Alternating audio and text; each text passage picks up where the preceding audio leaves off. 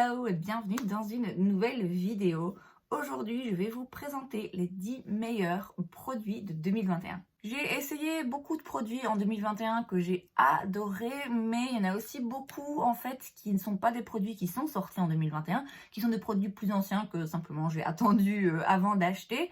Et donc pour réduire la liste, pour faciliter un peu le truc, que ce soit plus clair, aujourd'hui je vais présenter uniquement des produits qui sont en effet sortis sur le marché en 2021. On commence avec le teint et j'ai ici le Ease Drop Fluid teinté effet flouté de chez Fenty. C'est pas le genre de produit vers lequel je me dirige d'habitude puisque moi je préfère un fond de teint haute couvrance. Mais c'est vrai que parfois, et principalement l'été, j'aime bien avoir quelque chose d'un petit peu plus léger, de me maquiller un peu plus vite fait, d'avoir un produit qui unifie le teint, mais sans être trop couvrant. Et ça, vraiment, ça fait le job. Il y a en effet un effet légèrement floutant qui donne un effet un peu parfait à la peau, mais sans couvrir les imperfections, sans couvrir les taches pigmentaires, etc. Et on voit quand même la peau à travers. Mais ça a un effet un peu perfecteur de peau. Et pour un produit, un fluide teinté où a priori il y a en effet très peu de couvrance, je trouve quand même que ça couvre finalement suffisamment de ce que je veux qu'il soit couvert.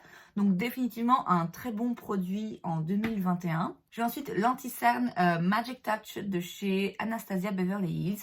Celui-là franchement je m'y attendais pas du tout. Quand il est sorti je ne suis pas plus intéressée que ça. Anastasia, j'adore leur fard à paupières, j'adore les produits sourcils, mais au-delà de ça, je peux pas dire que ça me parle particulièrement. En plus, bon, un anti-cerne, c'est pas le produit le plus excitant, on va dire. Et puis, j'ai entendu beaucoup de très très bonnes revues sur ce produit et je me suis dit, bon, allez, je vais le tenter. Et il est juste top, il est vraiment, vraiment, vraiment très bien. Il est couvrant, mais il fond bien dans la peau quand même. Donc, c'est pas le genre d'anti-cerne couvrant où on voit vraiment que vous avez quelque chose en dessous des yeux. C'est vraiment un très très bon produit, très agréable à travailler, à porter, top. De chez Dior Backstage, j'ai la Powder No Powder. Ça, c'est de la magie. Je ne sais pas comment ils ont fait. C'est une poudre qui n'a pas l'aspect d'une poudre. Quand vous le mettez sur votre peau, vous n'avez pas l'impression d'avoir mis une poudre. Et pourtant, ça va aller faire le travail d'une poudre hyper floutante. Je comprends pas. Je comprends pas comment ils ont fait ce truc.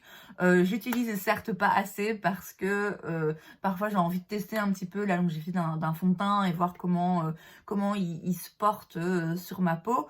Et si j'utilise ça, j'ai l'impression que c'est triché parce que c'est tellement magique. Franchement, ils auraient dû appeler ça la poudre magique parce que c'est juste un petit miracle. Et alors ces deux-là, ensemble, ça donne un effet teint parfait, mais il n'y a rien sur mon visage, quoi. C'est vraiment, ouais, la meilleure poudre, sans être une poudre, c'est, je pense, le produit le plus révolutionnaire que j'ai testé en 2021. J'ai un produit pour sourcils, c'est le Booster plus gel fixant pour sourcils de chez Nude Sticks. Alors techniquement, c'est pas à 100% un nouveau produit. En fait, Nude Sticks, ils avaient un produit à sourcils avec double embout, où ils avaient d'un côté ce gel transparent et de l'autre un crayon, je pense, pour sourcils classique. Et cette année, ils ont sorti le gel transparent seul. Donc ce produit en lui-même est quand même sorti en 2021. C'est un très bon gel à sourcils. Il fixe bien, mais il n'est pas trop lourd, il n'est pas collant, c'est pas ce genre de gel à sourcils qu'on sent quand on bouge le front. Donc franchement très bien, vous savez que j'aime beaucoup le gel à sourcils de chez Sample Beauty, qui est mais de la colle pour les sourcils, mais celui-là pour le coup c'est vrai qu'on le sent. Et donc ça au quotidien quand on veut quelque chose d'un peu plus léger, d'un peu plus discret, mais quand même qui tient les sourcils en place, c'est vraiment le produit parfait. De gloss, à peu près le même produit, je vais dire. Il y a tout d'abord le Gloss Bomb Cream de chez Fenty. Ici, j'ai la teinte Fenty Glow. Et ensuite, le Lifter Gloss de chez Maybelline. Et moi, là, j'ai la teinte Stone. Alors, c'est pas exactement la même teinte, ce qui m'arrange parce que du coup, ça justifie que j'ai les deux.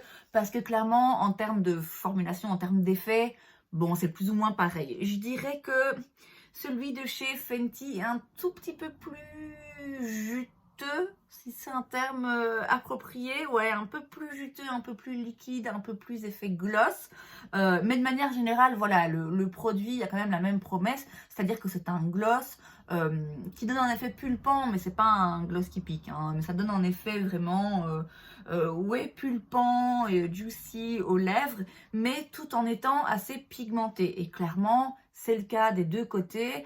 Comme je vous l'ai dit, je donnerais un petit avantage quand même à celui de chez Fenty, mais bon, en même temps, celui de chez Maybelline est quand même vachement moins cher, donc ça vaut le coup aussi. Et toujours de chez Maybelline, j'ai le Sky High Mascara.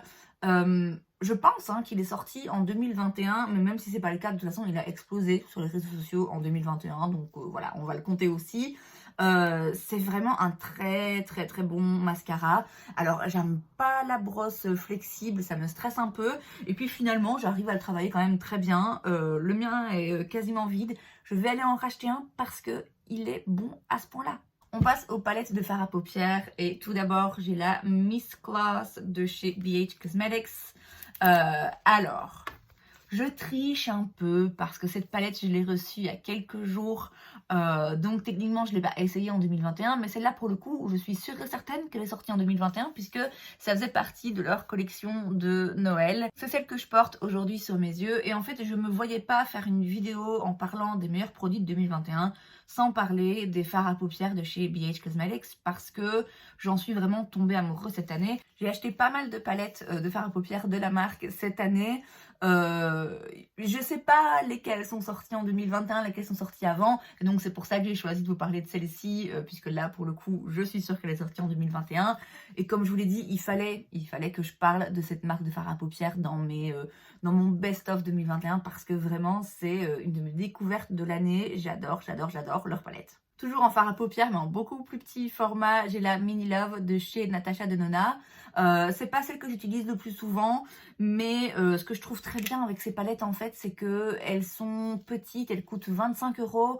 Donc si vous voulez avoir la qualité, mon Dieu, spectaculaire de Natasha Denona sans débourser plus de 50 €, c'est un bon compromis. Et en plus de ça, ben voilà, elles sont petites, donc aussi pour les personnes qui n'ont pas envie, qui n'ont pas besoin d'une palette avec 15 fards, bah c'est vachement bien. Comme je vous l'ai dit, c'est pas celle que j'utilise le plus souvent, mais ben oui, je l'adore, et en plus c'est des couleurs de toute évidence que j'aime bien porter, donc c'était important quand même de la mentionner. Et enfin, le dernier produit, non des moindres, c'est la palette rétro de chez Natasha Denona, encore. Franchement, je pourrais la regarder pendant des heures. Cette palette, quand elle est sortie, je m'étais dit, ah ouais, celle-là, elle va aller sur ma liste de cadeaux de Noël, c'est sûr. Finalement, je me la suis achetée moi-même parce que j'avais pas la foi d'attendre Noël. Elle est juste vraiment magnifique. Encore une fois, ce sont des teintes que j'adore. Et ce que j'aime beaucoup dans cette palette, au-delà du fait que c'est évidemment la qualité Natasha Denona, c'est que bien qu'elle ait l'air assez monochromatique, en fait, finalement, il y a beaucoup de sous-tons différents, et il y a tout à fait moyen d'utiliser plein de teintes et de faire un look intriqué, vraiment très spécial sur les yeux. Mais vous pouvez aussi juste utiliser deux teintes et finalement, vous avez un look beaucoup plus soft et pas aussi rosé que la palette peut le laisser penser. Donc vraiment, voilà, c'est pas étonnant que ce produit se retrouve sur cette liste. C'est, je pense, sur la liste de la plupart des youtubeuses que je regarde en tout cas. Vraiment, la palette rétro, magnifique. Et c'est donc tout pour cette vidéo, j'espère que ça vous a plu. Si c'est le cas, n'hésitez pas à laisser un like, vous pouvez aussi vous abonner à ma chaîne parce que c'est gratuit, donc pourquoi pas. Et moi, je vous vois la prochaine fois. Bye!